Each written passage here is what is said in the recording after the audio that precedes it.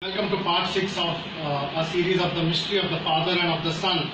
Alright, so the names of the tribes engraved on Aban shows the dwelling of the Father and the Son with Yasharel. Alright, didn't Yahusha say that me and my Father will come and make a dwelling with you? Right? So that is the oneness which we can see with the word Aban.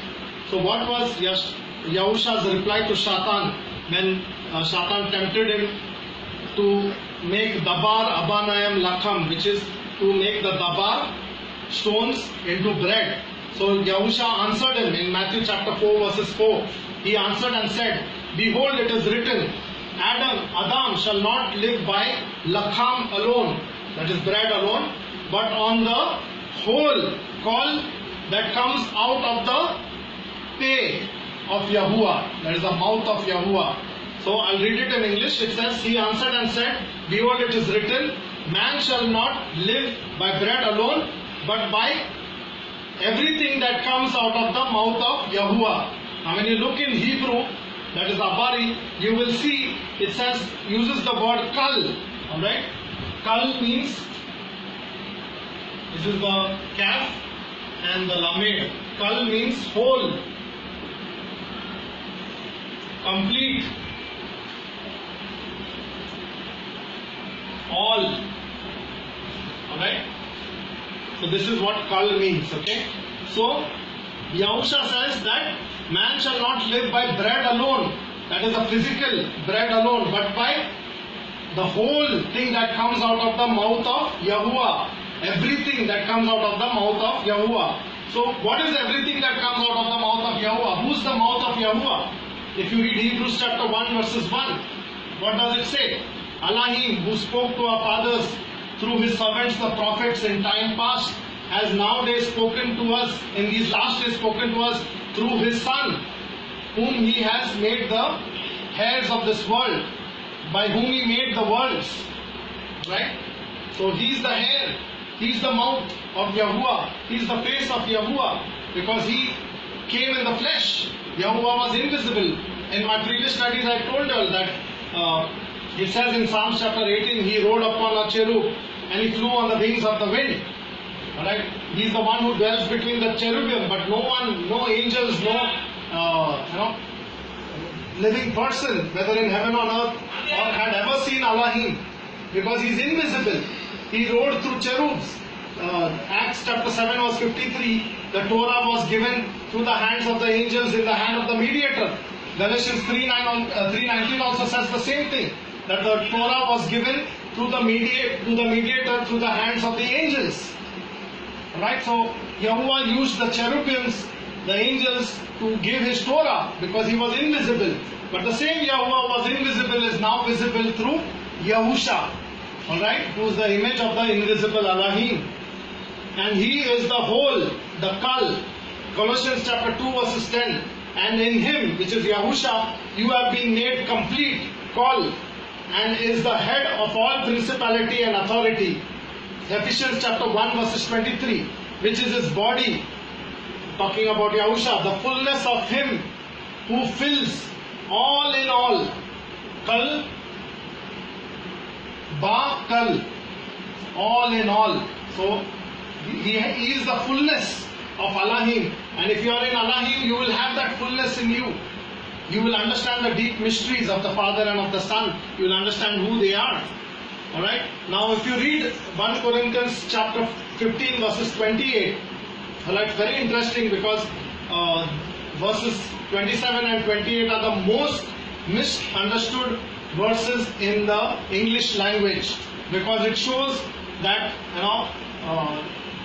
that the Son was is lower than Elohim, and he'll always be lower than Elohim, because all things are subdued to him, and then he will subject the kingdom to the Father, and he will Elohim will be all in all.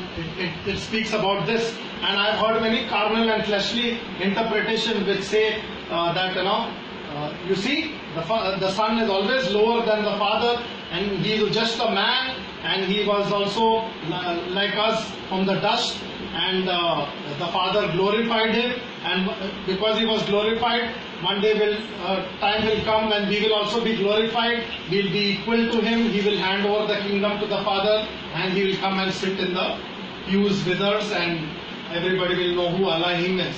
This is very fleshly, understanding of these scriptures, by derivation of understanding the scriptures. But when you understand it verse by verse, word by word, comparing spiritual thing with spiritual, you will see the beautiful picture over here. Alright, let me read the verse, 1 Corinthians chapter 15 verses 28. It says, when all things shall be subjected to him, then shall the Son also himself be subjected to him that set all things to him, so that Elohim may be all in all. So this is what the English translation reads. Okay? But if you see the word for subjected, the word for subjected there is Yushat. Let me erase this.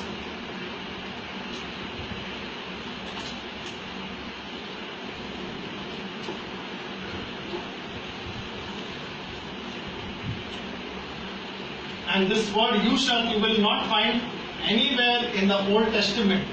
There is no word called Yushat in the Old Testament. Alright? What you will see, the word is Shat. Alright? Shat is the root word in Shata. Shata means feast. Alright? It's like someone seated during the feast, and Shat means seated. Okay? This is what Shat means. Shata is feast. So someone who's seated in the feast. But the word here is Yushat, right? So it is, they say it as Yushat, but it is Yashat. Alright? And the word Yat is just like the Aleph Tau. Remember I had shared in my previous studies about the Aleph Tau? Alright? The hand covenant. Right? Yat. And Aleph Tau is the strong leader's covenant. Alright, the first and the last. Aleph is the first letter and Tau is the last letter in Abari. And Yat is the hand authority. It is similar, related to Aleph Tau, because Yat is the hand authority. It is Yahuwah's hand, working in his covenant, by fulfilling his covenant. Alright, and Shat is seated. So, who is seated at the right hand of the Father? Doesn't it say that he was seated at the right hand of the Father? That is Yahusha, Yashat. He is seated. He is the feast. All the Muadim, the entire Torah points to Yahusha, who is seated, who is the right hand. Right hand is not a little, a throne and someone sitting on the throne and Yahusha sitting on the right. It's the power, it's the authority of Elohim. And who can have that same authority of Elohim? Only Yahusha, because he came forth from Elohim. He came out of Elohim into a lower form so that he can relate to creation. And everything gets reconciled back to Elohim through Yahusha, the Son. Such amazing things that are written in the scriptures, and people do not understand this. Let's continue in the next part.